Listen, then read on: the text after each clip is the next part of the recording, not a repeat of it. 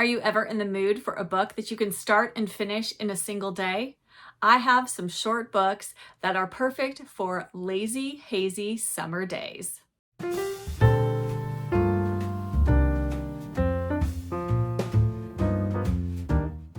Hello book friends, I'm Jen and welcome back to my reading life and welcome to another summer recommendations video. Today I'm going to share with you some short books that I think make for perfect lazy summer day reading. I have really tried to capture a wide variety of books for this video, and I really wanted to talk about some books that I haven't shared very often or at all here on my channel. So hopefully there'll be something in this stack that is new to you, and if not, maybe something you want to reread this summer. First up is a book by an author you're probably familiar with, especially if you have been watching my channel for any length of time, but I think this book by her makes for a perfect summer read, and you can definitely get through this in a day or a weekend, and that is Foster by Claire Keegan. Set during a hot summer in rural Ireland, we're following a young girl who is taken by her father to stay with some extended family while her mother is pregnant and about to give birth to, I'm not sure how many children she has at this point, but they are trying to get at least one of the kids out of the way. And so the daughter is sent off to stay with some family. She's never met them before. She doesn't know how long she'll be staying there or if she's coming back. And yet she is taken in by this husband and wife who have their own sorrows and tragedy in their past, but they embrace this young girl, and you just follow what happens to her over the course of her time with them over this summer.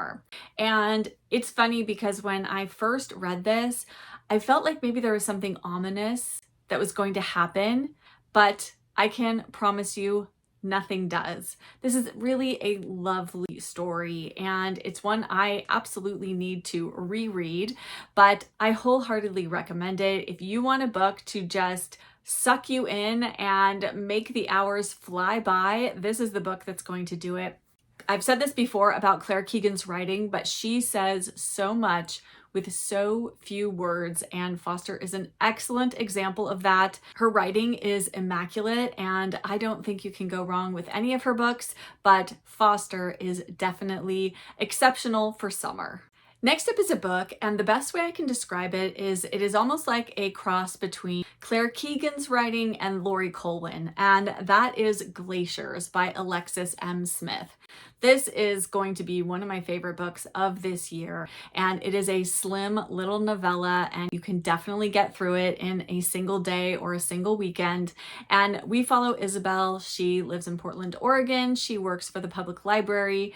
She repairs damaged books for them, and we follow her over the course of a single day. And it takes place both in the present as well as us having flashbacks to when Isabel lived in Alaska with her family and had an encounter with a glacier, and you just kind of see all of these small moments in her day. She has a coworker who she has a bit of a crush on. She is planning to go to a party later that day, and she's really loves vintage things, and so she's shopping for a dress for the party, and it's just these lovely small moments. And I thought this was such a beautiful book. It is slightly poignant but heartwarming, and just everything I love when a modern novel is done really, really well. And I think Alexis M. Smith has really created something unique and beautiful in Glaciers, and I highly recommend it. It is a book I could not put down. Next up is a book that I recommend if you really want something to make you think, and that is Passing by Nella Larsen. You may be familiar with Passing. It is well deserved of being a classic. It is such a thought-provoking yet slim little novel. In this, we're following Claire Kendry, and she is a Black woman who has been passing for white. She has married a white man, and he doesn't know that she is of African American origins, and she comes across a woman, Irene, from her past who is living life as a Black woman. And this encounter in their current lives suddenly causes them to rethink things and reconsider both their lives and the choices that they've made. And I just found it to be a really, really thought-provoking little novel. So much is packed in here. So if you're in the mood to really get your brain cells working, then definitely give Passing by Nella Larsen a read. It is so well written, and she has created such a oppressively hot, sweltering feeling in this book, which I think just really adds to the tension of it. And I loved it, and I highly recommend it. If you've never read it, this is absolutely a book I think everybody should read. Next up is a book I'm going to recommend that is well outside my normal reading genres. But hear me out on this one, because while it's a genre-specific book, I think it kind of crosses a few different boundaries, and that is A Psalm for the Wild Built by Becky Chambers. Now, this is a science fiction novel, and it is set in a world called Panga, where there used to be robots, but many, many, many years prior to the start of the book, the robots sort of disappeared. They went off into the wilderness, and no one has ever seen them since. And we're following a tea monk who travels around with this sort of traveling tea cart to different villages and places in the land. And the tea monk comes across a robot, much to their surprise. And the robot sits down with the tea monk and asks the question, what do people need? And this question is at the crux of the book. And I just thought this book was just really beautifully done. Again, it's very, very slim. And even if you're not a science fiction reader, I don't think this book really reads like science fiction, other than the fact that it's set in a world that isn't ours and there are robots. So if you can wrap your head around that, then I think you might really enjoy this. But if you like to just kind of push yourself out of your comfort zone every so often, I think this is a good way of doing it, because I really feel like it kind of crosses into a sort of almost literary fiction type of science fiction. And this really worked for me, and I absolutely loved it. And if you enjoy this, there are more books in this series. Now we are going to move on to some books that are most definitely in my reading wheelhouse. And first up is a middle grade book that really just spoke to me when I read it. I feel like this is a book that might have been written specifically for me, and I just can't recommend it enough. And that is Short by Holly Goldberg Sloan. In this, we're following Julia, and Julia has always been very small. And she is convinced by her mother one summer to try out for the local theater production of The Wizard of Oz. And of course, she is cast as a munchkin. A bit to her chagrin at first, but as she becomes immersed in this theater experience, it really starts to change her and expand her world, and she sort of finds friendship and a bit of found family in this theater community. I just love this so much. I grew up doing community theater and children's theater, and this is set at the University of Oregon in Eugene, Oregon, which is where I went to college. So this definitely spoke directly to me. And I just found it to be such a lovely, lovely book. It is set in the summertime, and it's a quick little read. I think you can definitely get through it in a day or maybe two at the most. But if you enjoy kind of hearkening back to childhood summers, and while this is a little bit different because it's set during a theater production, I just think it's got all that kind of quintessential kid summertime feel to it, and a little bit of nostalgia that goes along with that. So if that sounds good to you, definitely give Short a read. This next book is actually a middle grade graphic novel, and that is Cub by Cynthia L. Copeland. I think it would actually be fun to read Short and Cub back to back because they're somewhat similar. In Cub, we are following Cindy, and Cindy has recently started getting into drama at school, and then she is offered a part-time job as a Cub reporter for the local newspaper.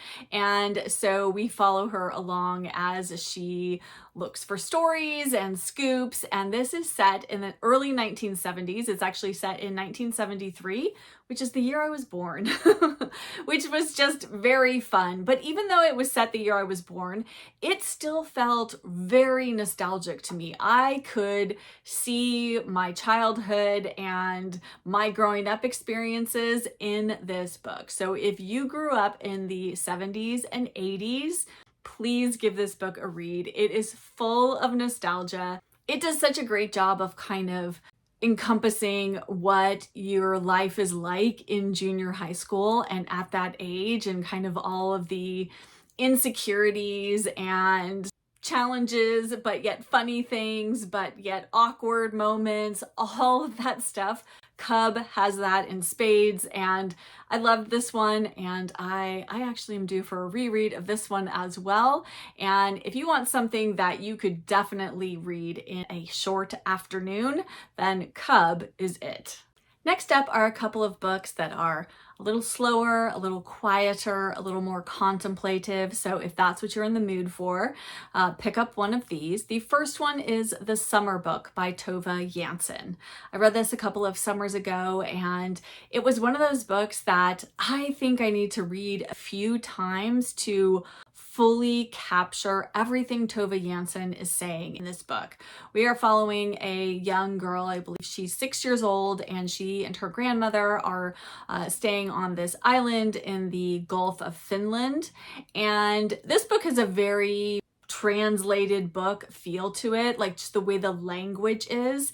And I really liked that about it. There was a lot about the natural world, a little bit about the sort of difference between this sort of feisty young girl and her elderly grandmother, and just their perceptions of the world and day-to-day living. And I just feel like there's so much to gather up from this book that it's going to take multiple sittings in order to do that. I absolutely want to reread it, and I feel like this is a book that maybe on a first read you'll read through it really quickly, but then on maybe a second or third read it's worth kind of slow reading it, taking your time, reading a little bit here and there, because each sort of it's not really chapters, I think it's more like section breaks.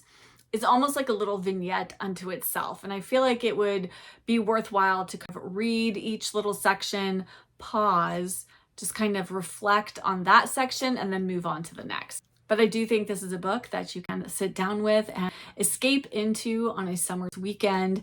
And Tove Jansson's writing in this is brilliant.